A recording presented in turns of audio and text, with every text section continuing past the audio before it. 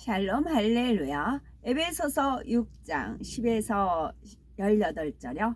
끝으로 너희가 주 안에서와 그 힘의 능력으로 강건하여 지고 마귀의 간계를 능히 대적하기 위하여 하나님의 전신 갑주를 입으라.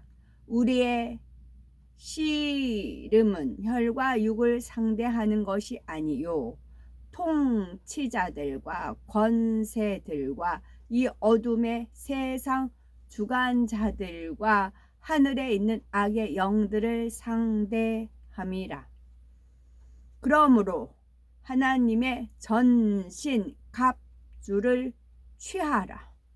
이는 악한 날에 너희가 능히 대적하고 모든 일을 행한 후에 서기 위함이라. 그런즉 서서 진리로 너희 허리띠를 띠고 의의 호심경을 붙이고 평안의 복음이 준비한 것으로 신을 신고 모든 것 위에 믿음의 방패를 가지고 이로써 능히 악한 자의 모든 불화살을 소멸하고 구원의 투구와 성령의 검 곧 하나님의 말씀을 가지라. 모든 기도와 간구를 하되 항상 성령 안에서 기도하고 이를 위하여 깨어 구하기를 항상 힘쓰며 여러 성도를 위하여 구하라. 아멘. 골로새서 3장 8절에서 10절입니다. 이제는 너희가 이 모든 것을 벗어버리라. 곧 분함과 노여움과 악의와 비방과 너희 입에 부끄러운 말이라. 너희가 서로 거짓말을 하지 말라. 옛사람과 그 행위를 벗어버리고 새 사람을 입었으니 이는 자기를 창조하신 이의 형상을 따라 지식에까지 새롭게 하심을 입은 자니라. 이제는 너희가 이 모든 것을 벗어버리라. 어떤 거요? 분함, 분해요. 노여움을 타요. 악의가 있어요. 비방해요. 너희 입에 부끄러운 말. 너희가 서로 거짓말을 하지 말라. 옛 사람과 그 행위를 벗어버리고 새 사람을 입었으니 이는 자기를 창조하신 이의 형상을 따라 지식에까지 새롭게 하심을 입은 자니라. 아멘. 하나님의 전신 갑주를 취하라 두 번째입니다. 에베소서 6장 10에서 12절에 하나님의 전신 갑주를 입어야 하는 이유에 대해서 살펴보았지요. 13절에는 하나님의 전신 갑주를 취하라. 이는 악한 날에 너희를 능히 대적하고 모든 일을 행한 후에 서기 위함이라 하며 하나님의 전신 갑주를 취해야 하는 이유를 좀 더 구체적으로 설명하고 있습니다. 먼저는 악한 날에 원수마귀 사단을 능히 대적하기 위함입니다. 여기서 악한 날이란 원수마귀 사단이 권세를 잡고 이 땅에서 어둠을 주관해 가는 날을 말합니다. 다시 말해 어둠의 세력들이 공중 권세 잡은 그 날부터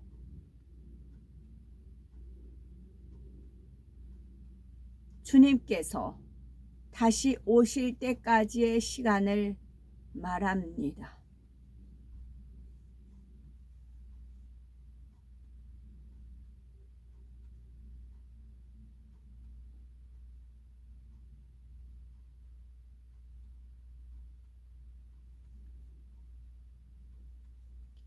원수마귀 사단은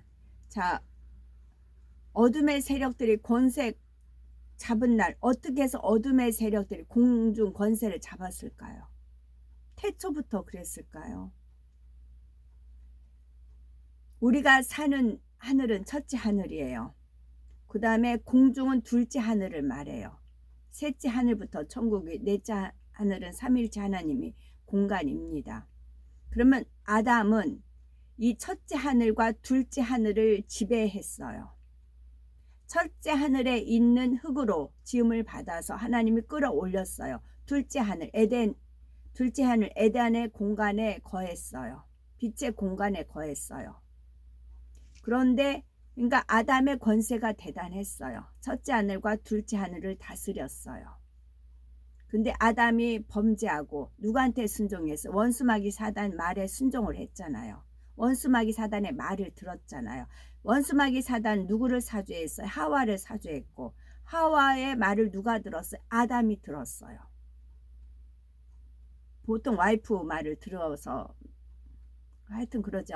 그랬어요. 그래서 아담이 잡고 있던 권세를 빼앗겼어요. 어떤 권세? 첫째 하늘과 둘째 하늘까지 빼앗겼어요. 둘째 하늘까지. 그래서 공중 권세를 잡고 있는 겁니다. 그래서 하나님께서 두루 거는 화영검과 해서 에덴을 이제 지켰다. 그 표현이 있잖아요. 그쪽만 빛의 영이고 나머지는 악한 영의 공간이 된 겁니다. 그래서 주님께서 돌아가심으로 권세를 잡으신 거죠. 대신에 예수 그리스도를 구주로 영접을 해야만, 그리고 성령을 선물로 받은 자만이 빛의 자녀가 될 수 있는 거지요. 그래서 지금은 그 어둠에 있는 진을 뚫고 빛의 길을 만든 거지요. 그동안에 빛의 길을 만든 것이고, 그러면 이 어둠들이 빛이 임하니까 어둠은 물러가게 되어 있어요. 지네들이 물러가야 되는데 어디로 물러가요? 이 땅으로 내려오는 거예요.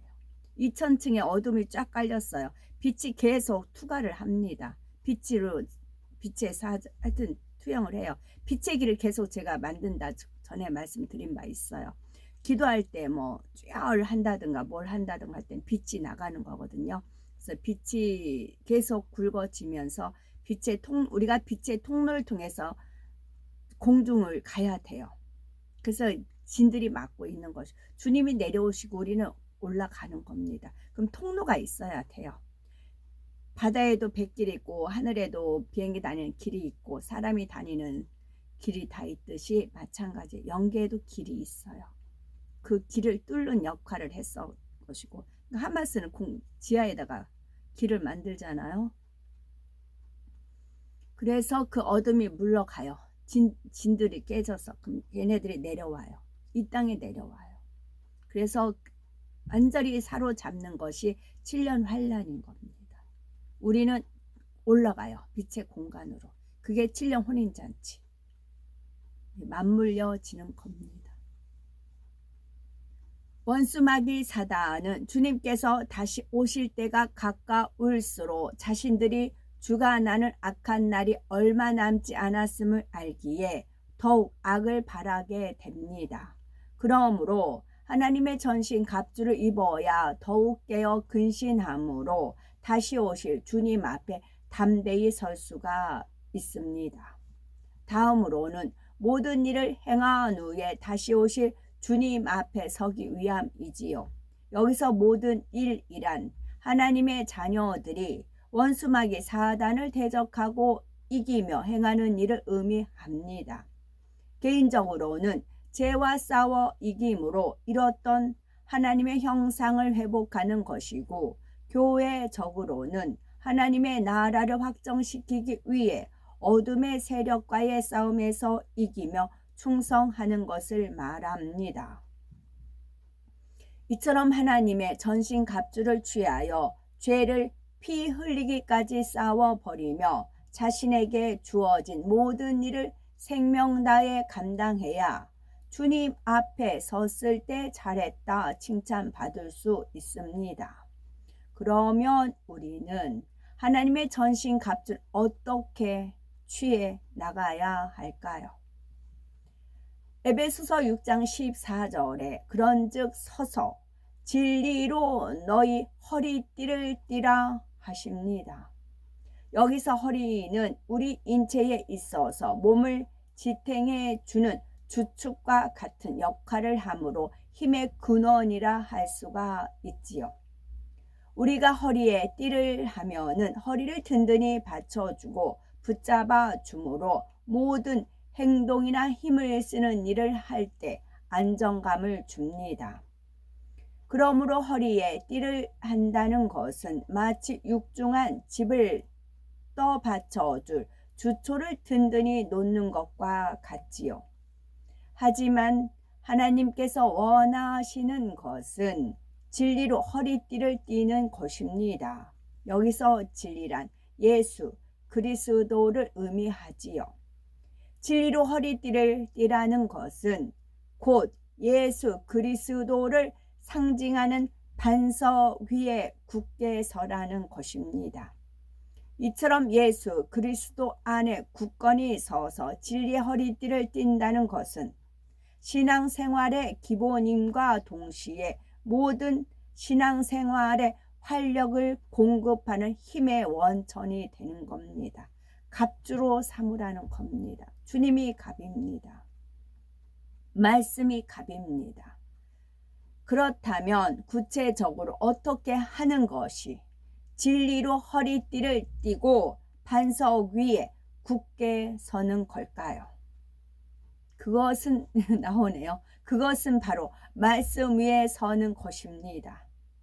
우리가 말씀 위에 굳게 서 있으면 어떤 시험 환란이 와도 결코 흔들리지 않고 물리칠 수 있습니다. 말씀 안에 모든 해답이 들어있기 때문이지요. 따라서 하나님의 전신 갑주를 취함에 있어서 우선은 진리로 허리띠를 띠는 것입니다. 이것이 주 안에서 능력을 받으며 원수마귀 사단의 괴계에도 흔들리지 않는 영적인 힘의 원동력이 되는 것입니다. 다음으로 에베소서 6장 14절에 보니 의의 흉배를 붙이라 하십니다. 여기서 흉배란 가슴 부위를 보호하는 장비이지요. 가슴에는 생명과 직결되는 심장이 있기 때문에 그만큼 주의가 필요합니다. 그러면 의로서 흉배를 삼으라고 하셨는데 과연 의란 무엇일까요? 의라는 것은 하나님 말씀에 따라 믿음으로 순종하여 행하는 것을 말합니다. 사람이 마음으로 믿어 의에 이른다라고 하였지요.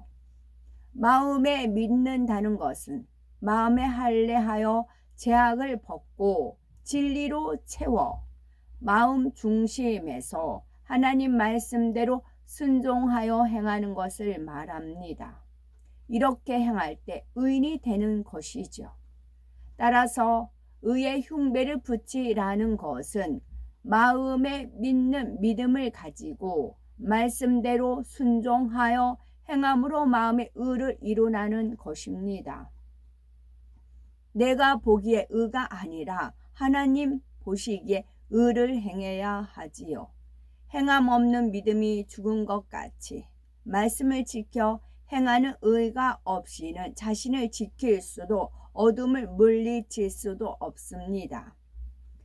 의의 흉배란 무릇 지킬 만한 것보다 더욱 네 마음을 지키라. 생명의 근원이 이에서 남인이라는 말씀과도 짝을 이루지요. 흉배는 가슴을 보호하는 것인데 가슴은 곧 마음을 나타냅니다. 온몸에 생명과 일체인 피를 공급해 주는 것이 심장이고, 이 심장은 가슴에 있습니다. 따라서 흉배로 가슴을 지킨다는 것은 영적으로 생명의 근원이 있는 마음을 지키는 것과 같지요. 그러면 생명의 근원이 마음에서 나며 마음을 지킨다는 것은 무슨 뜻일까요? 우리의 마음 안에는 진리의 마음과 비진리의 마음이 있습니다. 이때 영에 속한 진리의 마음을 쫓는 사람은 영원한 생명에 이르는 반면, 어둠에 속한 비진리를 쫓는 사람은 사망으로 갈 수밖에 없습니다. 여기서 생명의 근원이 나는 마음이란 영의 마음, 곧 진리에 속한 마음을 가리킵니다. 여기서 생명의 근원이 나는 마음이란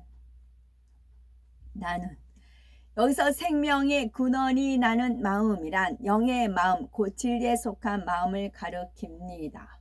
그러므로 마음을 지킨다는 것은 비진리의 마음을 벗고 마음을 영으로 일궈서 어둠의 세력이 역사하지 못하도록 해나가는 것을 말하지요.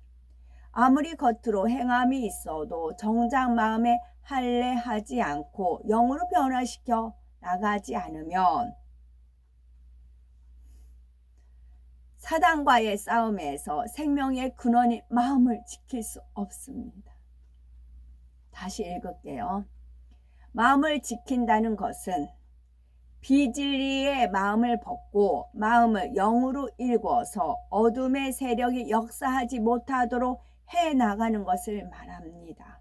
아무리 겉으로 행함이 있어도 정작 마음에 할례하지 않고 영으로 변화시켜 나가지 않으면, 즉 아까 분함, 또 무슨 말, 하여튼 또 잊었네. 분한 마음, 무슨 비방하는 마음, 입에 부끄러운 거, 그런 거 다 벗어버려야 된다는 겁니다. 아무리 겉으로 행함이 있어도 정작 마음에 할례하지 않고 영으로 변화시켜 나가지 않으면 사단과의 싸움에서 생명의 근원인 마음을 지킬 수 없습니다.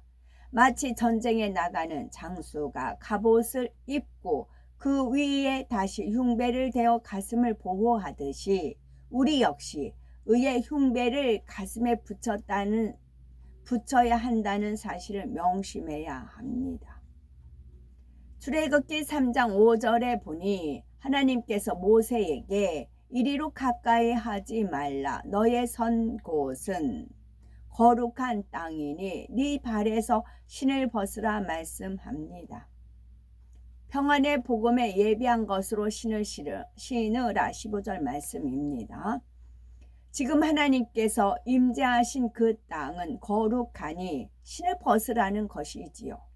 사실 사람의 몸에서 가장 더러운 곳은 온갖 악이 들어있는 인생의 마음이지만 행위적으로 볼 때는 각종 더러운 것을 밟고 다니는 우리의 발이요 신발이지요. 하나님께서 네 발에서 신을 벗으라는 말씀을 통해 하나님은 신을 신고는 감히 가까이 할 수 없는 거룩한 분이므로 그에게 나아가는 자는 깨끗하고 거룩해야 함을 알려주신 것입니다. 즉 마음의 할례를 받아 진리 안에 거해야 하나님을 만날 수 있다는 뜻이지요. 따라서 평안의 복음에 예비한 것으로 신을 신으라는 말씀에 앞서 네 발에서 신을 벗으라는 말씀을 설명한 것은 세상에 있을 때 신었던 죄악의 더러운 신을 벗어버려야 평안의 복음에 예비한 것으로 신을 수 있기 때문입니다. 하나님의 자녀라면 옛사람과 그 행위를 벗어버리고 새 사람을 입어야 하는데 이것이 더러운 신을 벗고 복음으로 새롭게 신을 신는 것입니다. 그러면은 왜 복음에 예비한 것이라 하지 않고 평안의 복음에 예비한 것이라 했을까요?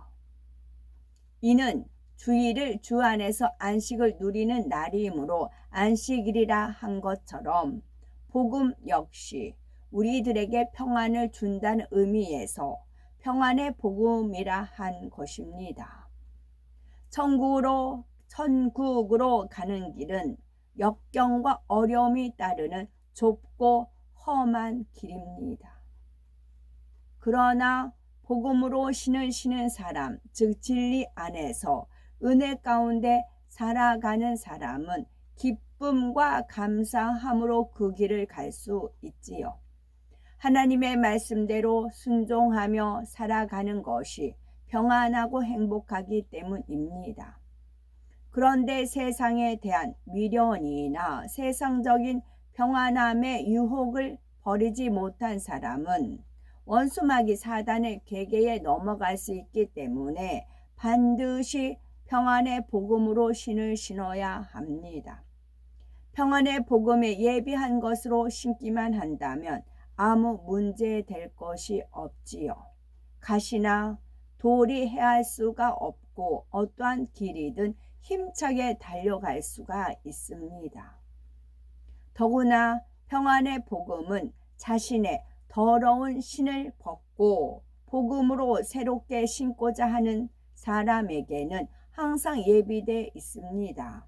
그러므로 평안의 복음에 예비된 것으로 신을 신고 세상 사람들에게도 전해서 그들도 함께 신도록 해야겠지요. 반석. 이스라엘 지역에서 반석은 종종 시원한 그늘을 제공하거나 안전하게 숨을 수 있는 피난처가 됩니다. 구약에서는 피난처요 보호자이신 하나님을 반석에 비유하기도 하였지요. 신약에서는 구원의 반석이신 예수 그리스도를 칭합니다. 예수 그리스도는 곧 말씀이시며 마태복음 7장 24에서 25절의 말씀대로 행하는 사람이 그 주초를 반석 위에 지은 사람이라고 비유하신 내용도 결국 진리이신 예수 그리스도 안에 굳건하게 서 있는 사람에 대한 설명입니다. 믿음의 분량이 3단계 60% 이상에 이르면 반석에 섰다 할 수가 있답니다. 아멘.